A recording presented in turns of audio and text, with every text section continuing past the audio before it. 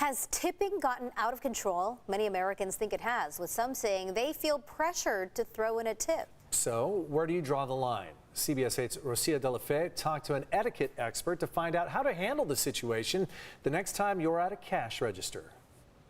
As more businesses set up digital payment methods, customers are now being asked to leave a tip in places where they normally wouldn't. The issue has many people asking themselves, how much is too much? It's being called tipflation, and there's no escaping it. It's the term used to describe tip requests at checkout.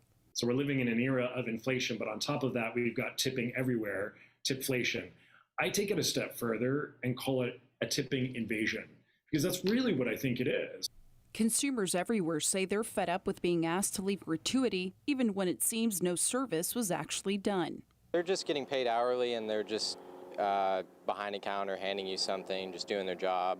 I don't really think it deserves much more of what they're already getting paid for. I think tipping at every turn is definitely out of control. So this is etiquette expert Thomas Farley says part of the problem is that most businesses now have a virtual tip jar that has made it easier than ever to tip workers.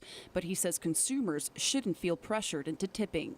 So we know about a guilt trip. This is the guilt tip, where because you know you've got to flip that screen around ultimately, and the person waiting on you is going to see how much you tipped. Not to mention the 3 people standing in line behind you are going to see what you tipped. This comes as the minimum wage in San Diego rose to $16.30. It's now $15.50 across the state.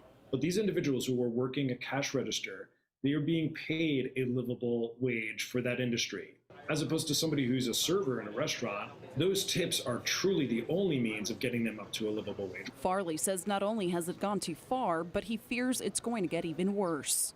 Suddenly, every service professional in our life is being tipped. The people who we traditionally do tip and require those tips, they're going to be getting a smaller piece of the pie. Where's it going to stop? Etiquette experts say it's important to continue tipping service workers. That includes servers, drivers, salon workers, and others.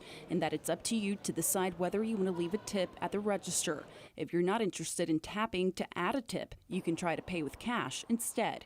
Rosia De La Fe, CBS 8.